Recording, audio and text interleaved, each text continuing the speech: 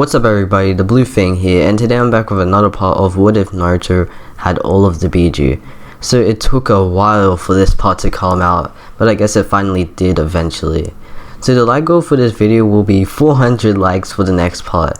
So let's see if you guys can hit this one as well, because it took some time for the last like goal to get hit, and let's just see if you guys can complete this one. Now before I get into the recap, subscribe if you're new, hit the like button and turn on bell notifications. So with no further ado, let's get into the video.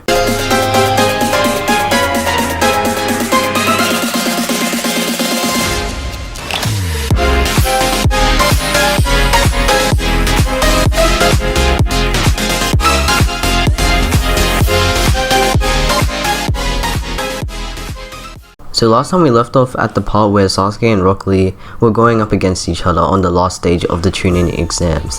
Sasuke has currently been pushed to use his Chidori, forming it in the palm of his hand. Blue sparks fly from the lightning blade as Sasuke gets ready to run at Rock Lee. Lee is pretty surprised by Sasuke's new move he had just revealed and prepares to get ready for an incoming attack. The crowd watches on in shock and excitement, and Guy is pretty impressed by Sasuke forming the Chidori. Now he just hopes that Lee can handle whatever Sasuke is going to do. Also in the crowd, Naruto is grinning by this, thinking that maybe Sasuke can go face to face with him with his new speed and jutsu. Now Sasuke is done setting up his new attack and lashes out at Lee, with determination in his eyes. Rock Lee on the other hand is ready and also runs at Sasuke, surprising the crowd even more. Sasuke and Rock Lee look at each other with the both of their eyes showing they want to win this fight. They continue dashing at each other until the both of the fighters get into attacking range. That's when they both let out their attacks, with Sasuke slashing his Chidori at Rock Lee and Lee going in with his Leaf Hurricane. They both finish attacking and the crowd looks down to see who won in the aftermath. Sasuke stands still, surprised to see himself deal with Lee already, and Rock Lee is on the ground, with people thinking that he has been defeated. Sasuke's Chidori hit Rock Lee pretty hard, making him win in both of their attacks. But as Sasuke thinks it's all over now, Rock Lee swiftly gets back up, unnoticed by Sasuke, and forms a grin on his face as he looks up at Guy Sensei while Guy gives him a thumbs up, indicating that he's now allowed to do his special move. Sasuke turns around at the same time that Lee is charging up his iconic 8 gates technique. Rock Lee lets out a loud scream as the power of youth flows within his body. Sasuke takes steps backwards, with his eyes widened in shock of his opponent's new power he had just revealed. From the crowd, Kakashi looks at Guy, shaking his head while laughing to himself, thinking about how Sasuke learned the Chidori and how Lee had already learned the 8 gates. Rock Lee continues charging up until he reaches the max level he had learned from Guy Sensei, the 5th gate. As he reaches this gate, he is now ready to continue his fight. Sasuke is intimidated by this and thinking about how he's going to lose against Rock Lee once again. And now with no hesitation, Rock Lee quickly dashes at Sasuke and lets out a barrage of hits, landing them perfectly on his opponent. Sasuke is sent flying by this attack and rolls on the ground defeated. Rock Lee is shocked by the fact that only one attack from the 5th gate defeated Sasuke so easily.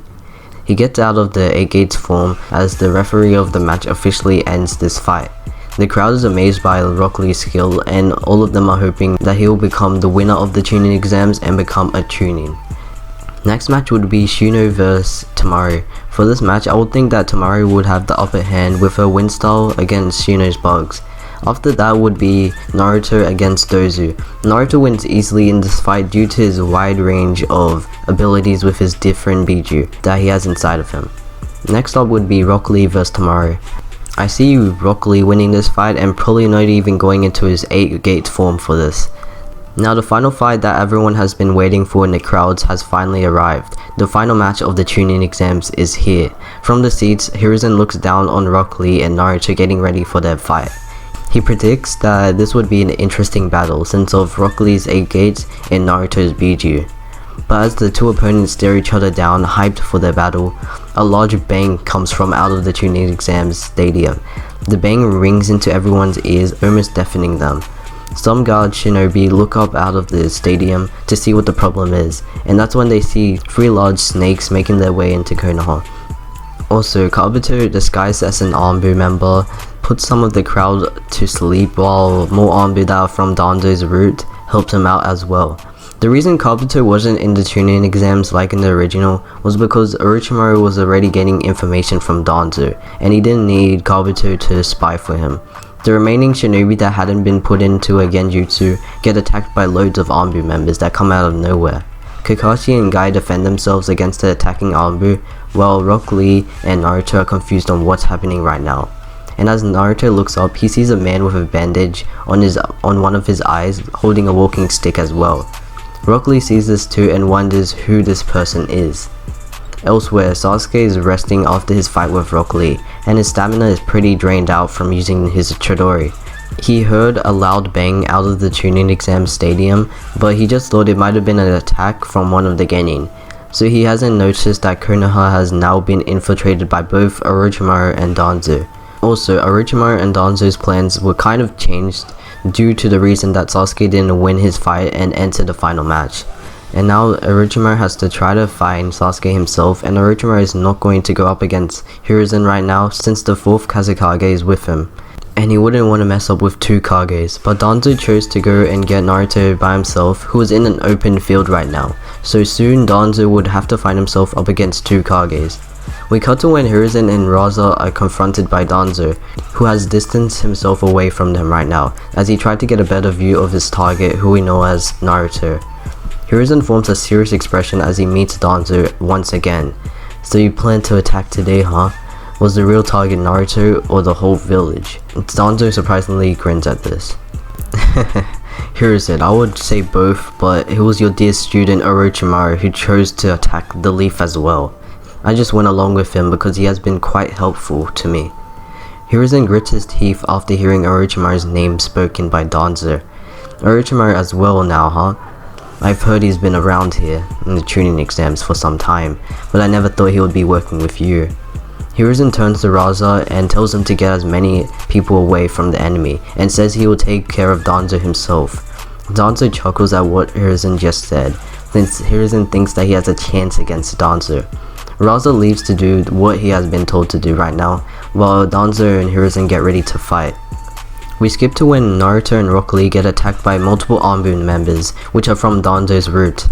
One Anbu member swiftly comes from behind Naruto unnoticed and goes for a sneak attack, but as Naruto tries to defend himself against another different Anbu, he puts on his lava body armor from the Four Tails ability, in the process of defending himself against that Anbu. And as the one from behind him goes to sneak attack him, they get burned from the extreme heat that's coming out of Naruto right now. They didn't even need to touch Naruto to get burned straight away. Now a bunch of Anbu are distancing themselves away from Naruto at the moment because they wouldn't want to get burned as well.